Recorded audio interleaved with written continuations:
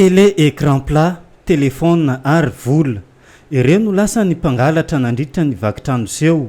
Tao amin'ny fokontany Tsaramondrasambany ny alina alatsinainy fa 17 janoary teo. Tokatrano vitsivitsy mifanila no niaran'ity vakitrano ity raha ny fanazavana voaray teny an-toerana. Eo 23h angamba zao nidrantrano zany. Raha avy niasa tamin'izay. Dia tonga eto dia mbola nisangisangy tamin'ilay zanaka madamo hoe nanao izy tsy mavozo mpanosavy. Za koa mba mpanosavy ka navozako mpanosavy. Dia me moa le dala dia nandeha izy. Dia nakatoko ny tranoko.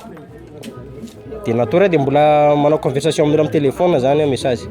Dia nandeha fotoana tafatory zany satria le olona saiko hoe andalo aty ango zany mitsidika anazy ohatran'izay. Dia tapitapoka eo amin'izay tafatory be zany tsy zavatra henoko tsony. Portefeuille tao ambony eto. Dia téléphone ambony fandrina. Dia mbola misy vola 5 000 teo mbola tapy napetraka za moa tsy dia vakilo lesaka vola zay. Dia matory zany tsy zavatra henoko tsony zany. Eo zany nana tapitra. Dia maraina be teo zany niteny zany rehetra misy trano vakotra zany dia gaga be moa koa inona nga zany. Dia taitra zany dia naposeko ty varavara ty misy vato tonga dia latsaka.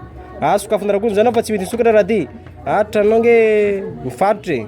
Dia nivotoana indray le faritra dia nitedy trano amizay moa zay hoe trano namana raiky ato vaky sy beau-frère lasa. Dia lamba nentindreo miaraka amin'ny valizy dia natsipindreo ary ambadika ary. Eo amin'ny 5 mètres mialanty angamba.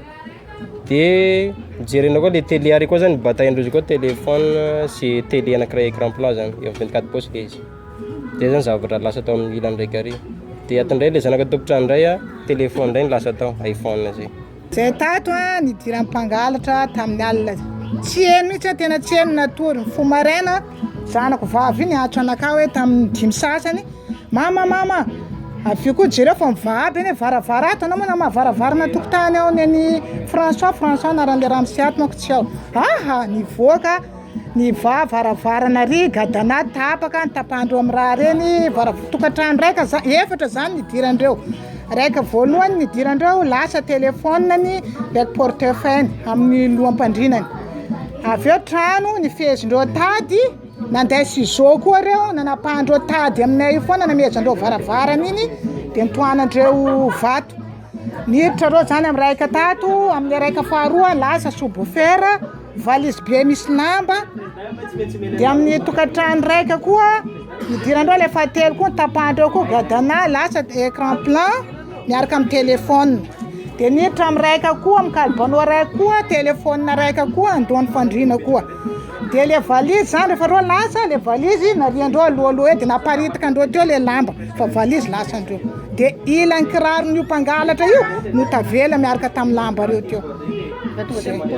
Efa tonga dia nateny aty fokotry président fokotany moa za vao nahita an'iny tsy efinay zavatra reo dia tonga président tonga dia nikaiky pôlisy tonga teo reo zany nanao constat jerany efa teo pôlisy. Zany hoe sarin'Andriamanitra fotsiny zany hoe ny haiko zany tsy nivitaindreo. Satria zaho matory ambony fandrina tsy zavatra henontsony na dia na ZR. Fa reo zany mitondra ino moa ty ciseau dia vato zany sasasany. Fa tsy zavatra henonay moa fa maraina zay vao nahita andritrahitra zay zany.